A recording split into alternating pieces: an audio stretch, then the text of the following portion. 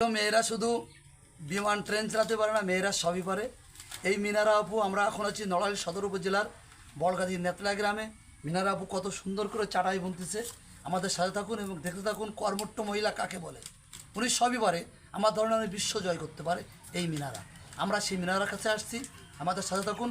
মিনারার চাটাই বোনার দৃশ্যগুলো দেখতে থাকুন। স্বাবলম্বী নারী মিনারা। মিনারা সত্যি একটা এই সমাজে অনুকরণীয়, অনুসরণীয়। ধন্যবাদ।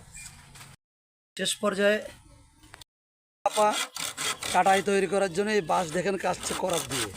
আমার মিনার আপা সব কাজ পারে, দেখেছেন। মেয়েরা কে বলে মেয়েরা কাজ কাম কম পারে, আমি মনে করি মেয়েরা অনেক ভালো পারে। এই দেখেন করার দিয়ে সেই বাঁশ কাটার চেষ্টা করছে আমার প্রিয় মিনারা আপু। আমরা এখন আছি নড়াইল জেলার সদর উপজেলার বড়গাতির নেতলা গ্রাম পড়ে, নেতলা গ্রাম। দেখেন কত সুন্দর সিমনপুন হাতে বাঁশ কেটে ফেলছে। বটি দিয়ে সুন্দর করে বেঁধে তুলছে সুনিপুণ হাতে। একটু এলোমেলো হলে এটা হবে না, হাত কেটে যাবে, কাজও হবে না, কাজও হবে না। এই যে দেখছেন আমাদের প্রিয় মিনারা আপু। আপু বেঁধে তুলতে আগে বাঁশটা কাটা লাগে, তাই তো? আগে বাঁশটা কাটা লাগে, তারপরে চটাগুলো সাইজ করতে হয়, তারপরে বেটি উঠাতে হয়, রোদ্রে শুকাতে হয়, তারপরে বুনা। ও হঠাৎ করে বোনা যায় না, তাই না? এটা খুব কষ্টের কাজ আপা। কষ্টের কাজ। ওই যে বাঁশ এনে এনে রাখি, হ্যাঁ। হাটের থেকে কিনে কিনে।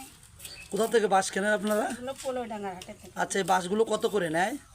এসে বাঁশ আসছে সাইজ বুঝে দাম, যেরকম মাল সাইজ হবে সেরকম। এই দেখেন ধারালো বটি দিয়ে বেঁধে তুলছে, আপনারা দেখছেন। এই যে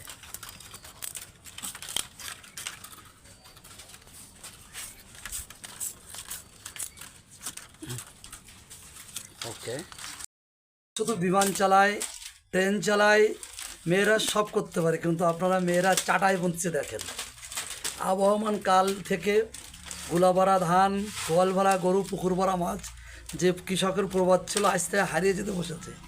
আজ সে চাটাই, যে চাটাই দিয়ে গোলা ভরা ধান গোলা তৈরি করা হয়, সে চাটাই তৈরি করছে মিনারা আপা এবং তার বৌমা দুজনে। দেখেন কত সুন্দর হাত চালু। হ্যাঁ মিনারা আপা, কেমন আছেন? আলহামদুলিল্লাহ, খুব ভালো। আপনি তো প্রচুর বুনতে পারেন, দিনে কটা বুনতে পারেন? এই 4-5টা। 4-5টা। এটা কত করে বিক্রি হয়? এইগুলা আপাতত এগুলো হচ্ছে অর্ডারি মাল, তো এগুলো হচ্ছে 500 টাকা করে পিস। 500 টাকা, তাই তো? জি। আর ওই ছোটগুলা 4-5টাকে আপনি একাই বুনতে পারেন? হ্যাঁ, ওই বেতি উঠাইনি আগে।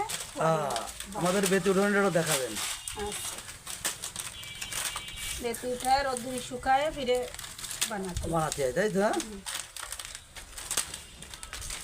মামনি, তোমার নাম কি মা? সুবর্ণা। ওই আল্লাহ, সুবর্ণা মোস্তফা, খুব ভালো নাম। সুবর্ণা মোস্তফা নাম একজন বিরাট আর্টিস্ট আছে, জানো? নাটক করে। সুবর্ণা আমার মামনি, ইনিও এই বাড়ির ছেলের বউ, এও খুব পারদর্শী। সুবর্ণা, আপনি পড়াশোনা করেছেন? কি পড়েছেন?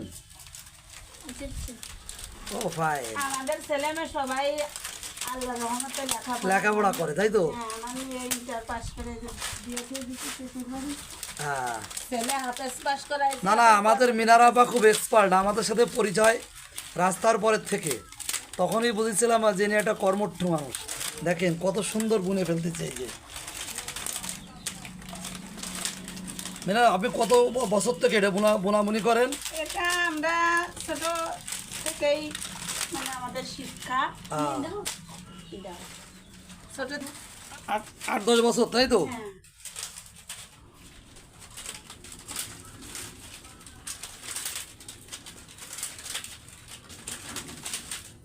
দেখেন বেতি বুনে চলে যাচ্ছে, পেছনে চাটাই বোনা আছে। হ্যাঁ, এই যে মিনারা এবং বৌমা দেখেন কত চাটাই বুনে এখানে রেখে দিচ্ছে।